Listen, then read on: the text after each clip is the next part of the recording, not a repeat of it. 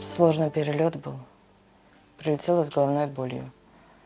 И таблетки не помогали. Я одну выпила, вторую, и никак. Пришла в поликлинику. Что он выписал, так я и не знаю, потому что для меня было авторитетом белый халат. Пришла в процедурку, что укололи, тоже не знаю.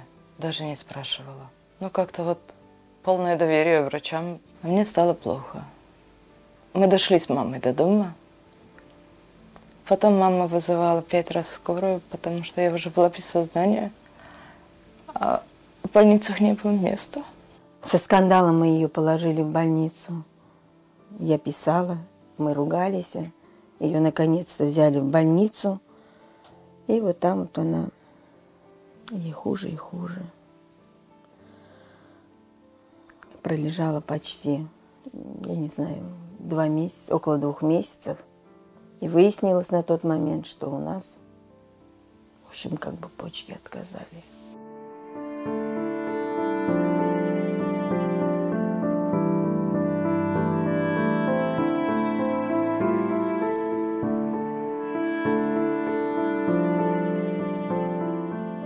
Каждые 3 месяца надо летать в Питер, подтверждать очередность. Мы стоим на очереди, чтобы нам пересадили почку. Вроде бы я подхожу к этому, моя почка подходит, не я, а моя почка.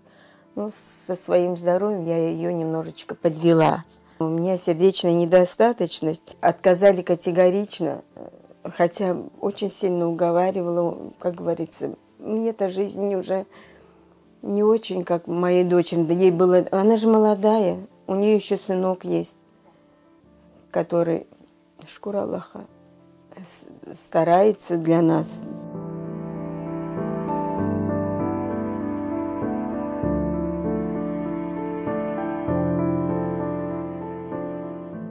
С каждым годом все хуже и хуже она себя чувствует. В процедурах после диализа ее давление до 30 падает, и она, говорить ей сложно там. Она предобморочное такое состояние. Поэтому чем скорее найдется орган, тем лучше для нее самой. Это ей продлит жизнь намного.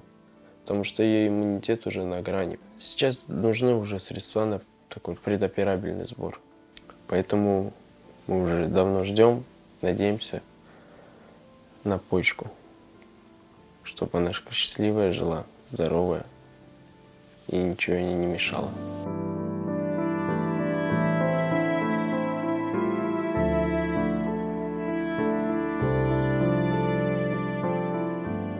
Кто как может, кто сколько может. Все. Я буду благодарна каждому и за все, что поддержали мою дочку. Нам нужны средства, чтобы поправить ее здоровье.